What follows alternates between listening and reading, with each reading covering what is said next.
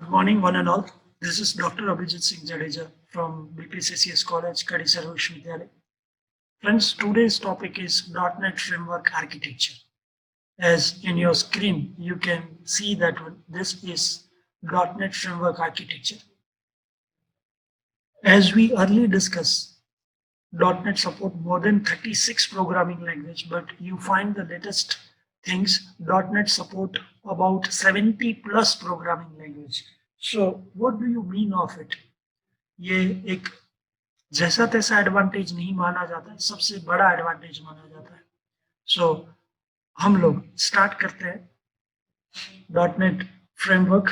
सबसे पहले यदि जहां मेरा कर्सर घूम रहा है, Visual Basic, C plus plus, C sharp, JavaScript, J sharp, उसके बाद यदि माजम लिया जाए, टाजम लिया जाए, जेडीबीसी लिया जाए, जेसन लिया जाए, जेडीके लिया जाए, तो ऐसी प्रोग्रामिंग लैंग्वेज जो मैंने अभी आपके साथ 8 या 10 नाम शेयर किए, ऐसी 70 प्रोग्रामिंग लैंग्वेज को एक रूफ के अंदर डाल दिया गया.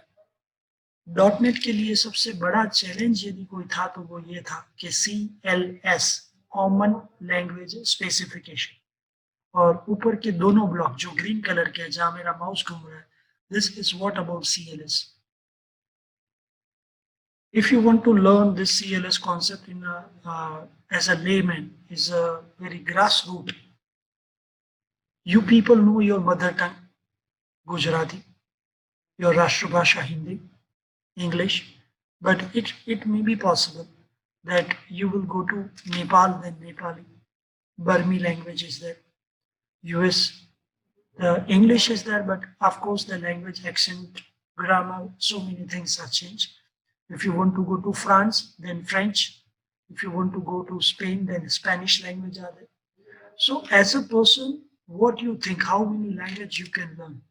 I found so many people, they know Marathi, they know Assami, they know Rajasthani, they know Gujarati, they know Hindi, they know English. So he or she themselves are known as a big .NET framework, because if any person know more than 5 programming language, then he must be or she must be a very huge brain capacity as well as a huge intellectual person that can communicate with the different people. In .NET also, there are more than 70 programming language. In your screen, you can see that one. This was the biggest challenge for Microsoft company when it was initially started. एक framework के अंदर 70 programming language को डालना और उसके specification के साथ, उसके सिंटेक्स के साथ डालना, और वो भी आराम से लेमन प्रोग्रामिंग कर सके विदाउट एनी एरर. 1992-93, क्योंकि हमने जब हिस्ट्री पढ़ी थी तब हमने बोला था अर्ली ऑफ 90s के अंदर ये अभियान माइक्रोसॉफ्ट, बिल गेट्स की कंपनी जो है, मिस्टर बिल गेट्स की कंपनी, उन्होंने स्टार्ट किया. उन्होंने इसके ऊपर काम किया और CLS को थोड़ा ज़्यादा सीरियसली लिया, क्योंकि बहुत सारी प्रोग्रामिंग लैंग्वेज स्कैटर लेवल पे लैपटॉप में इंस्टॉल होता है तो वो बहुत तकलीफ करता है. वो हमने ऑलरेडी इसी वीडियो की श्रृंखला में एडवांटेजेस डिसएडवांटेजेस के अंदर आपको समझाया. नाउ CLS का प्रॉब्लम जैसे ही सॉल्व हुआ, उनके पास दूसरा चैलेंज आया कि चलिए हमने अभी मोर देन 30 लैंग्वेज या 70 लैंग्वेज को एकोमोडेट कर दिया. एकोमोडेट करना मतलब संभाल देना, स्थायी कर देना. अब दूसरा प्रश्न ये आया कि हम ये 70 लैंग्वेज या 60 लैंग्वेज या 30 लैंग्वेज को डाल तो दिए हैं, बट उसमें हम लोग किस प्रकार की एप्लीकेशन बना सकते हैं. जो ये ब्राउन कलर है वो है CTS, कॉमन टाइप सिस्टम, जिसमें विंडोज फॉर्म मतलब VB.NET, वेबसाइट मतलब ASP.NET, web services means third party services. What do you mean by between website and web services? There's a very huge difference, and as a technology person, you must know this thing. If I prepare one website where you just put your feedback, or you can just enter your comment or complaint. Let me take complaint only. So मैंने एक website बनाई जिसमें complaint का form है. आपने complaint form किया, नीचे submit button था, सबमिट बटन पे क्लिक कर दिया और ऊपर एक मैसेज आ गया, thank you, your complaint submitted. ये सिर्फ वेबसाइट है. आई रिपीट, ये वेबसाइट है। बट यदि मान लीजिए हमारे क्लास का सत्यार्थ सिंह राजपूत एक वेबसाइट बनाते हैं और उस वेबसाइट के अंदर कंप्लेंट फॉर्म है, उस कंप्लेंट फॉर्म में मैंने कंप्लेंट मेरी दर्ज की, जैसे मान लीजिए अदानी गैस, एग्जाम्पल ले रहा हूँ, this is one example, I am not favouring of any company because I am delivering the lecture about general technology of .NET।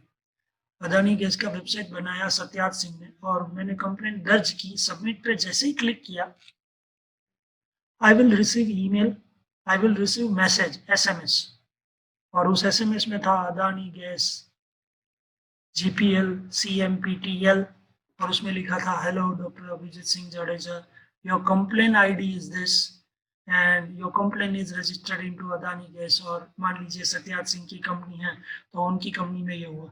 This is what call web services.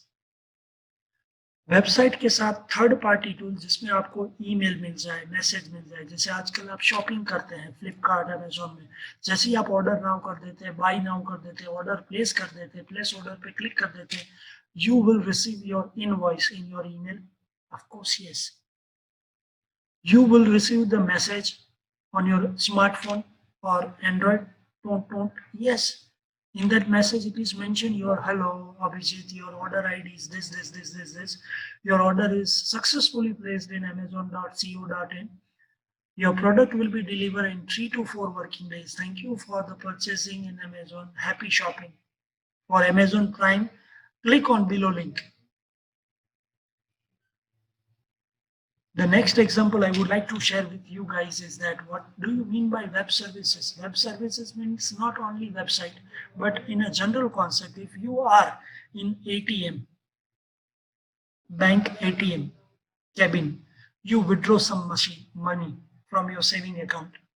And once you withdraw the money, when you just take a card out of that ATM machine, what you found?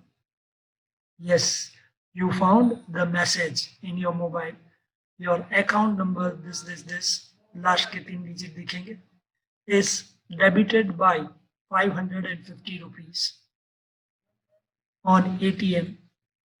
Thank you with the banking, something like that. वहाँ कहाँ website है? वो तो एक machine है और वो machine ने वेब सर्विसेज बना के रखी है। WLAN wireless local area network के द्वारा ऐसे बहुत सारे ATM आपके एरिया के कनेक्टेड हैं।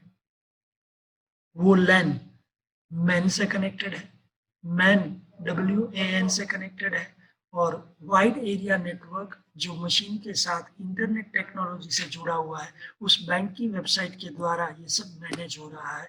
बट मैं एक्चुअली वो बैंक की वेबसाइट नहीं बोलूँगा, अब वो बैंक की सर्विसेज है, वेब सर्विसेज है। So this is called website, web services, Windows application, desktop application जिसको बोला जाता है कंसोल एप्लीकेशन, और यदि आप विजुअल स्टूडियो 2015 या उसके बाद वाला वर्जन यूज कर रहे हैं माय फ्रेंड्स, तो आपको मोबाइल एप्लीकेशंस मिलेगी। So if I want to mention it very clearly,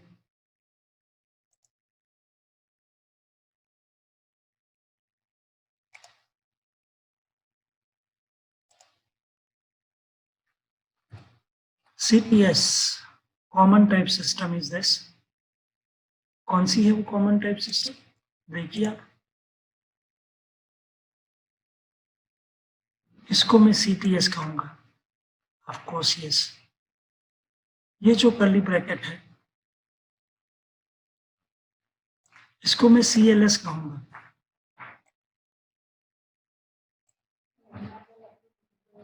इसको मैं CLS कहूंगा।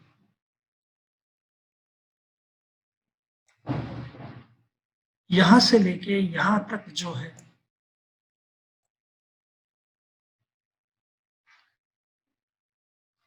इसको मैं MSIL, CL और BCL कहूंगा। Microsoft intermediate language class library, base class library कहूंगा। और .NET फ्रेमवर्क को यदि समझना ही है तो जब आप टूल मेनू के नीचे प्ले बटन को क्लिक कर देते हैं या F5 प्रेस कर देते हैं, तो this is means CLR, common language runtime. So let we understand CLS समझ में आया, कोई भी लैंग्वेज के सिंटेक्स को समझ लो, आप उस भाषा के अंदर निपुण हो सकते हो। अभी आप मराठी नहीं जानते, but if you want to shift to Mumbai, within 1 and 2 months you will start to understand Marathi first, because your brain is understanding the language specification, language syntax. Then after once of time you say that इकडे आ, मतलब है इधर आ जाओ, અહીંયા आओ.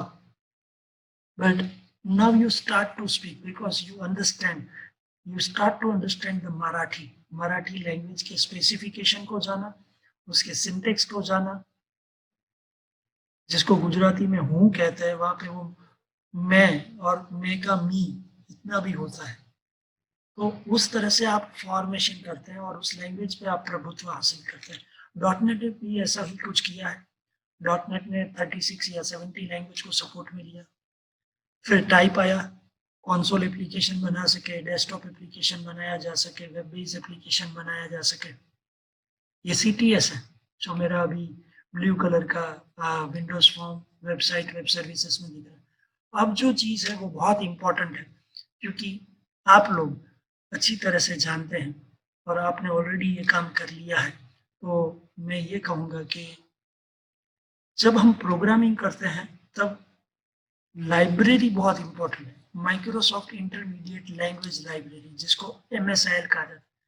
फिर उसका class बनता है और क्लास का बेस क्लास बनता है, और बेस क्लास को सब रूटीन भी कहा जाता है।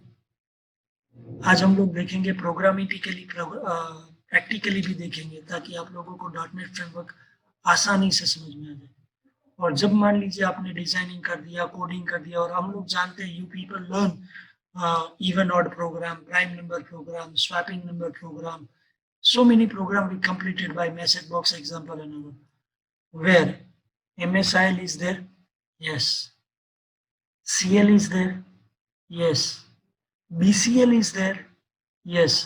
और आगे जाते हुए उसको मेटा डेटा भी कहा जाता है। So last but very important thing that I would like to mention, that is meta data. VB.NET का फॉर्म खुल गया, IDE आ गया, उसके बाद जो चीजें चलती है वो है MSIL, CL, BCL, और उसके बाद है मेटा डेटा। सो .NET फ्रेमवर्क आर्किटेक्चर, और जहां पे उसके मेन कंपोनेंट में ADO.NET का मतलब है ActiveX database object .NET library, जहां पे आप SQL को, MySQL को, Oracle को, XML को, Excel को, MS Excel, यस, Excel को भी आप डेटाबेस के साथ या IDO.NET के साथ या IDO.NET के माध्यम से VB.NET या ASP.NET के साथ कनेक्ट कर सकते हैं, वो है IDO.NET। और जो यहाँ लिखा हुआ है बेस क्लास लाइब्रेरी, जिसको मैंने ऑलरेडी अभी बोला है BCL, जो आप ऑलरेडी जानते हैं, आज थोड़ा डिटेल में जानने वाले हैं .NET फ्रेमवर्क के साथ। So let we understand the practical approach of .NET framework first time, and that is very important. Okay, तो C डिवीजन स्टूडेंट्स, हम लोग प्रैक्टिकली भी आज इसको लेने वाले हैं, और प्रैक्टिकली लेने के लिए फर्स्ट 13 जनवरी 2021 ये प्रोजेक्ट में खोल रहा हूँ, क्योंकि ये C डिवीजन का ही प्रोजेक्ट है। ओके बेटा, now let we understand one by one along with this figure. सबसे पहले CLS एंड CTS को समझते हैं, उसके बाद जो आपके लिए थोड़ा दिक्कत वाला है, और आज आप ये समझ जाते हैं तो आप के लिए फ्यूचर में, as I already discussed, after MCA or MSc IT, whenever you go as a web developer, MSIL, CL, BCL and metadata will definitely asked by that interviewer or a company. So सबसे पहले file में जाके new करते हैं, तो जो चीज आपके सामने स्क्रीन में है वो है CTS, कॉमन टाइप सिस्टम, जहां पे if I want to develop the console application, I will go to the file. Now if I want to develop a VB.NET project, I will go to the project. if I want to develop a website in ASP.NET, I click on website. So in Visual Studio 2010, file, new, in a new menu, I decide which type of application I would like to develop. This is called common type system.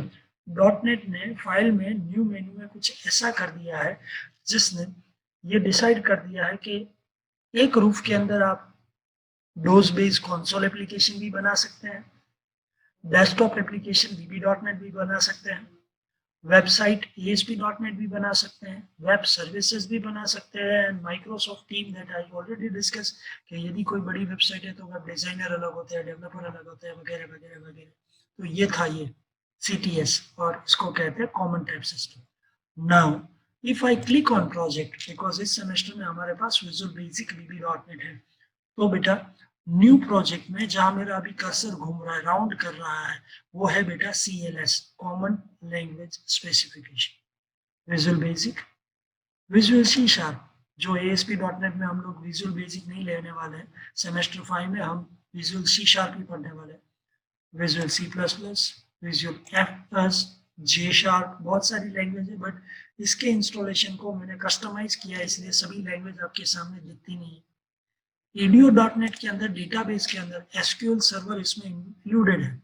If you want to connect Oracle, then Oracle will also come. If you want to connect Excel, then Excel will definitely come. But this is ADO.NET.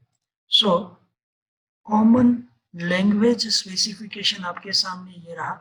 जब आप visual basic पे टिक करते हैं तो visual basic में Windows form बनाना चाहते हैं, Windows presentation format बनाना चाहते हैं, कंसोल एप्लीकेशन जिसमें C प्रॉम्प्ट दिख रहा है, ये डोज बेस है, ASP.NET की वेबसाइट एप्लीकेशन बनाना चाहते हैं, क्लास लाइब्रेरी को कॉल करवाना चाहते हैं, सिल्वर लाइट जो कि एक एडोबे फ्लैश जैसा माइक्रोसॉफ्ट का खुद का एनिमेशन टूल है, जिसके द्वारा वेबसाइट में छोटे छोटे एनिमेशंस या ऊपर जो आप स्लाइडर देखते हैं वो सब आते हैं।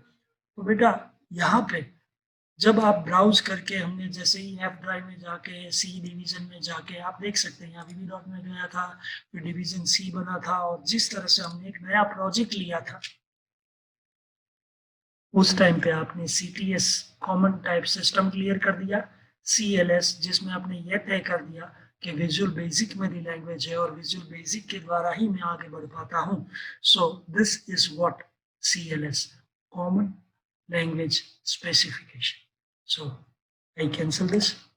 आपने CTS और CLS समझ लिया है, मतलब कि यहाँ इस स्क्रीन के अंदर ऊपर की जो ग्रीन हिस्सा है जिसको CLS कहते हैं, हमने इंस्टॉलेशन में सिर्फ 4-5 लैंग्वेज अलाउ की थी, तो visual basic, visual C++, visual C#, visual F#, ये सब आया था। उसके बाद जो CTS है जहाँ पे आपने विंडोज फॉर्म सिलेक्ट किया, प्रोजेक्ट सिलेक्ट किया, जब सेम 5 में आएंगे तब आप ASP.NET सिलेक्ट करेंगे। इसी यूनिट के अंदर, इसी सेमेस्टर में यूनिट 4 में डेटाबेस कनेक्टिविटी आएगी, तब मैं आपको ADO.NET समझाऊंगा, बट वो एक डेटाबेस कनेक्टिविटी है जिससे आप डेटा फॉर्म में से डेटाबेस में भेजेंगे और डेटाबेस से डेटा को लेके आप फॉर्म में आएंगे। This is called ADO.NET. Now it is most important that we would like to start. So friends, now understand this concept because so many students are having confusion in MSIL क्या है, CL क्या है, BCL क्या है और Meta data क्या होता है। सो चलिए हम स्टार्ट करते हैं। CLR तो ऑलरेडी आपको मालूम है, टूल्स मेनू के नीचे ग्रीन कलर का बटन है, F5 प्रेस करेंगे तो वो आएगा, तो वो CLR है। We need to understand base class library because it is an object oriented concept. So I will move to .NET. Solution Explorer में GUI ले रहे हैं हम। यहाँ पे एक फॉर्म है हमारा, लास्ट में स्वैप नंबर वाला एक प्रोग्राम हमने किया है। यस, या एक काम करते हैं, एक नया फॉर्म ही ले लेते हैं, ऐड न्यू विंडोज फॉर्म, और इसका नाम देता है intro architecture. Click on okay, fine. ABCD wise ABCDEFGHI, I means intro architecture आ चुका है। मैंने ऑलरेडी बार बार बोला है कि आपके फॉर्म की अरेंजमेंट अल्फाबेटिकल ऑर्डर में होती है। ओके, नाउ फॉर्म पे गए, राइट क्लिक किया। अभी भी माइक्रोसॉफ्ट MSIL वगैरह कुछ नहीं है समझने जैसा।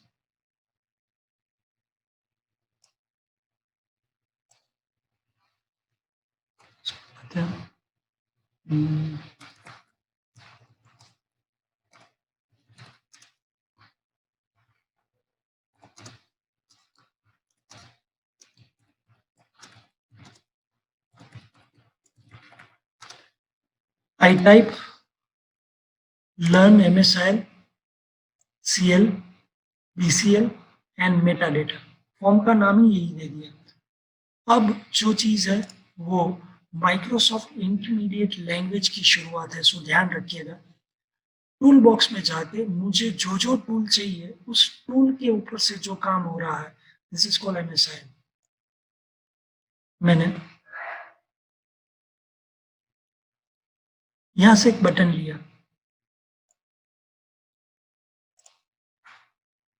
और बटन पे क्लिक करने से जो कोड व्यू आया है वो MSIL का पार्ट है, क्योंकि ये मेरा डिजाइन व्यू है, इंट्रो आर्किटेक्चर डिजाइन। कर्सर ऊपर घूम रहा है, जहां आइवरी कलर है वहां ध्यान आपका, और यहाँ है वो उसका कोड व्यू। तो MSIL माइक्रोसॉफ्ट इंटरमीडिएट लैंग्वेज जिस तरह से आपको डिजाइनिंग चीज दे रहा है और कोडिंग चीज अलग मैनेज कर रहा है, उसको कहते हैं MSIL।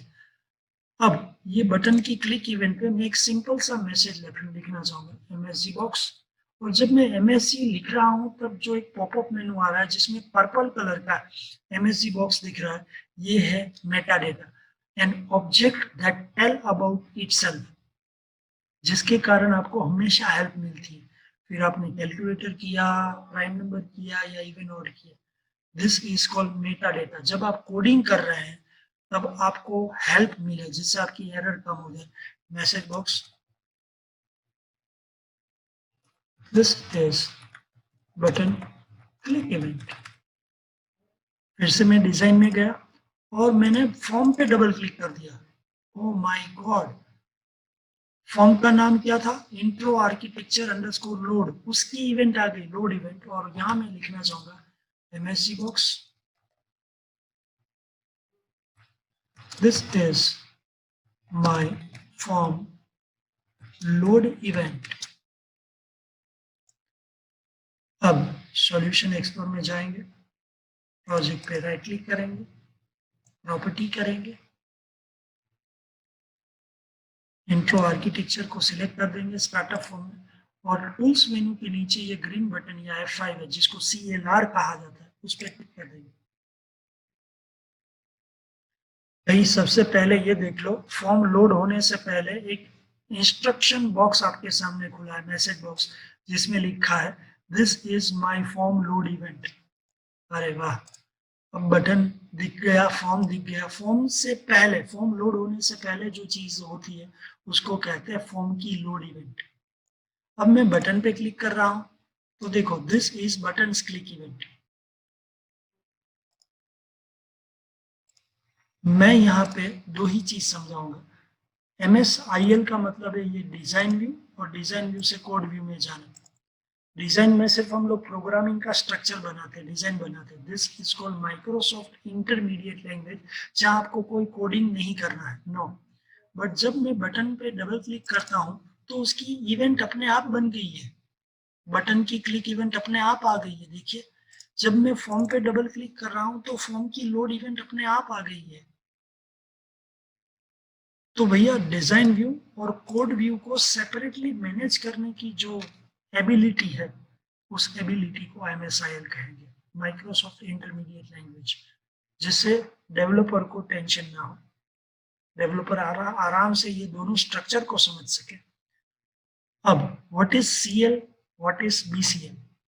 ये पब्लिक क्लास जो लिखा है ना, ये क्लास लाइब्रेरी है, क्योंकि इसको बंद कर दो, ओह माय गॉड, पूरा कोड बंद हुआ है, हाइड हुआ है, डिलीट नहीं हुआ है, डोंट वरी। ये क्लास लाइब्रेरी है, इसीलिए ये पब्लिक क्लास के नीचे एंड क्लास होता है। This is called CL, and now we understand BCL।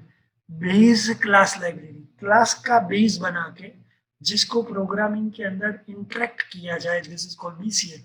यहाँ पे दो बीसीएल है, ये और ये, बटन की क्लिक इवेंट और फॉर्म की load event, this is called BCL. देखिए आप, बटन की क्लिक इवेंट में क्या आ रहा है, एक मैसेज। कौन सा मैसेज आ रहा है, this is button click event, that's it. Okay, form की लोड इवेंट में भी क्या आ रहा है, नॉर्मल मैसेज। कैसा मैसेज आ रहा है कि this is called normal message, let we take it as a comment, normal message. इसको भी मैं नॉर्मल मैसेज ही कहूंगा। ओके, अब मैं इसके डिजाइनिंग में छोटा सा चेंज करूंगा, क्योंकि मेटा डेटा समझना है। सीएल और बीसीएल तो समझ में आ गया, बटन की क्लिक इवेंट में एक नॉर्मल मैसेज आ जाए। और अब MSG box,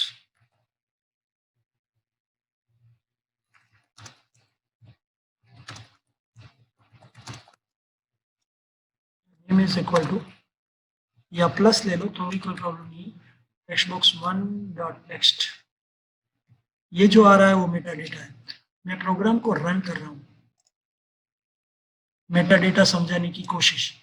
normal message, form की लोड इवेंट, फॉर्म की load event means base class library, form की लोड इवेंट सब रूटीन है, प्राइवेट सब इंट्रो आर्किटेक्चर अंडरस्कोर लोड में जो मैसेज है, this is my form load event, वही आ रहा है।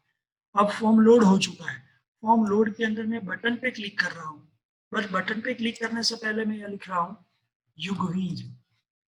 और जब मैं बटन पे क्लिक कर रहा हूँ तो पहला मैसेज ये आ रहा है, नॉर्मल मैसेज, देखो this is button click event, यहाँ पे भी this is button click event. But जब मैं ये कर रहा हूँ, योर नेम इज युगवीर, ये जो आ रहा है ये नॉर्मल मैसेज नहीं है, ये डायनेमिक डेटा आया है जो टेक्स्ट बॉक्स में मैंने लिखा है। If I want to change this thing with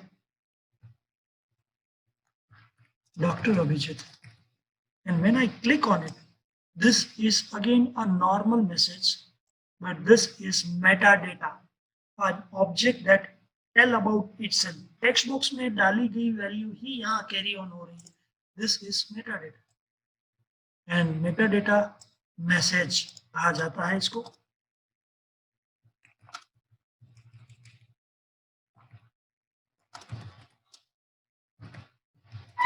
okay, now let we take it very quickly.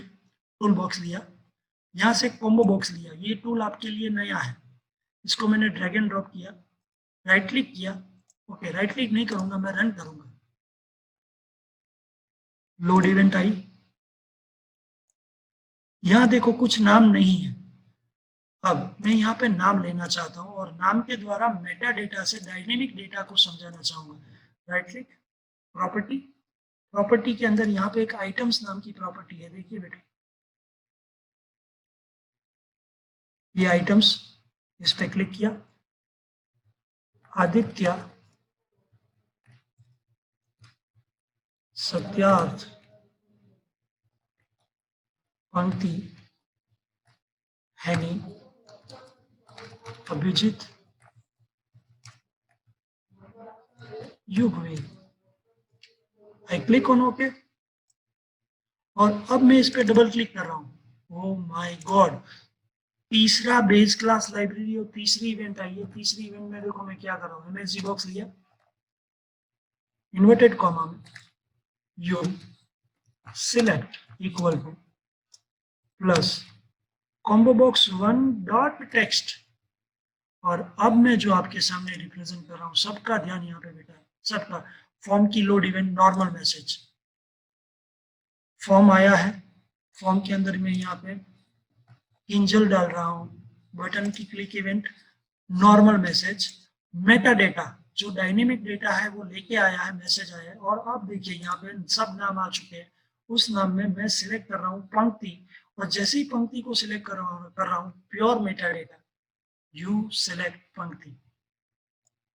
If I select Satyarth, you select Satyarth. The data comes about its dynamic form. This is called metadata. And if I select Henny, Henny name is there. If I select Yugveer, the Yugvir name comes in my message box. So friends, this is what called dynamic data with metadata, क्योंकि dynamic का हमेशा demand रहा है और हमेशा रहेगा. So thank you so much to learn MSIL, design view और code view. Public class मेरी क्लास लाइब्रेरी, इवेंट मेरी base class, dynamic message and normal message. Thank you so much. Being with doctor Abhijit Singh Jadeja. This is .NET architecture.